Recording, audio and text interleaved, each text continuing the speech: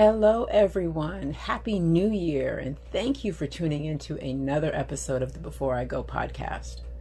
This is episode 60, the last episode of season 3, and the first episode of 2022. I want to talk about something that I heard earlier on a different podcast, and it is the idea of not fully expressing yourself when you are in a relationship. Is there a moment when you put aside a part of yourself in order to accommodate someone else, whether they ask you to or not? Think about it for a second. For example, you're a person who likes to walk in the park. You meet someone new and you discover that walking in the park is not something that they enjoy. You always take your walks on Sunday afternoons and they would rather go to brunch, so you stop your walks and go to brunch. It's a small thing, so on the surface, you don't think it's a big deal, even though it's something that you truly enjoy. You love the exercise, and it helps to calm you and prepare you for the week ahead. It's a small thing, but it's your thing. You begin to say things like, well, in relationships, you have to compromise, or I don't want to seem difficult, or I've got to put my best foot forward. Now, I could be wrong, but I'm thinking that generally these things and this topic rarely apply to men and almost always apply to women. Back to the park example. Over time, you start to notice that your clothes are fitting a little tighter and you're feeling a little more anxious about the upcoming work week.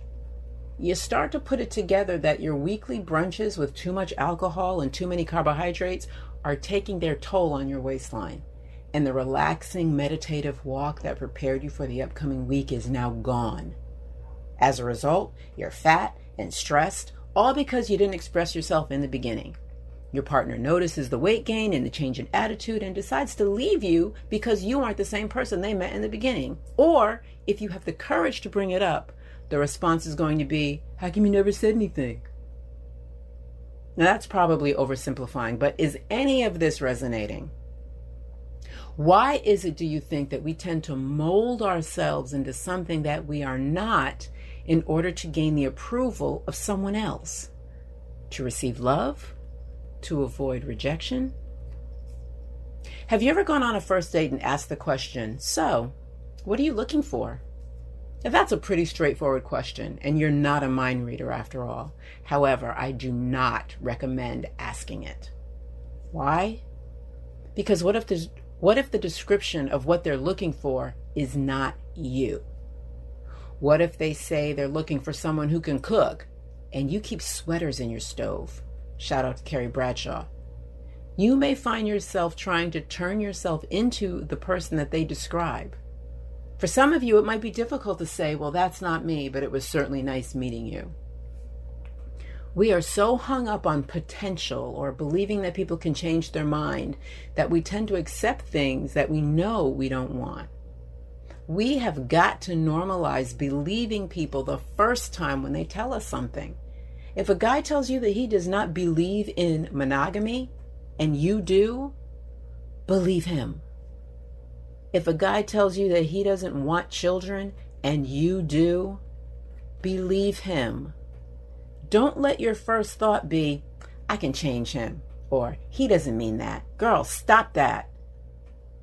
I can't remember where I first heard it. Maybe it was a comedian who said that when you go on a first date or when you meet someone new, instead of being yourself, you send your representative. It's like going on a job interview. Now, I'm old enough to remember that back in the day, you would always wear a suit to an interview. And I know for me, that suit never got worn again after I was hired. Your representative will always be the best version of you, the well-dressed version, the perfect hair version, the good-smelling version, the witty version, the communicative version, because you want to make a good first impression. You want to get the job of the girlfriend or the wife or whatever your goal is. But if we are being honest, are you capable of maintaining the persona of the representative if the relationship moves forward? Okay, you don't want to show up on a first date unshowered, burping and wearing a bonnet, but presenting a more realistic version of who you really are, would be helpful and save a lot of time. At the very least, have an honest conversation before the first meeting so no one feels as though they wasted their time. or their best outfit. I went on a first date with a guy's representative, and he knew I was a Christian.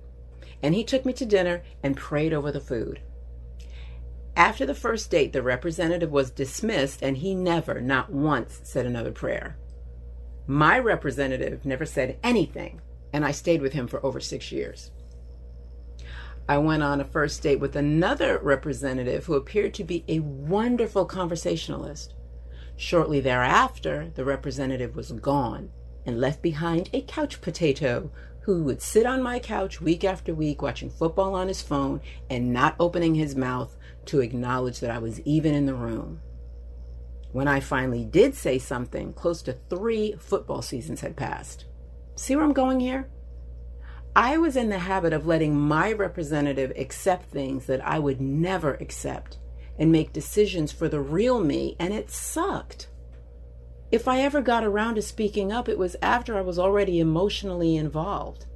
Not to say that it's ever too late to speak up, it's just easier to say something early on. I think as women, we want to appear accommodating or flexible or pleasant or whatever adjective that fits the scenario, because if we don't, we become fearful that we'll be labeled difficult or angry, or that we won't be loved. And we all want to be loved. And there's nothing wrong with that. However, if I have learned anything, it is that denying who you are in order to get love is a recipe for heartbreak and disappointment. If you are sending in your representative and the person falls for that representative, where does that leave you? The real you. Yes, we all want to be loved. My suggestion is to love yourself first. Love everything about yourself. And instead of sending in your representative, present the real you, warts and all, and I promise you, the right person will see you, really see you. And in the end, you won't have to bend yourself into a pretzel in order to fit some unrealistic picture that someone else has created.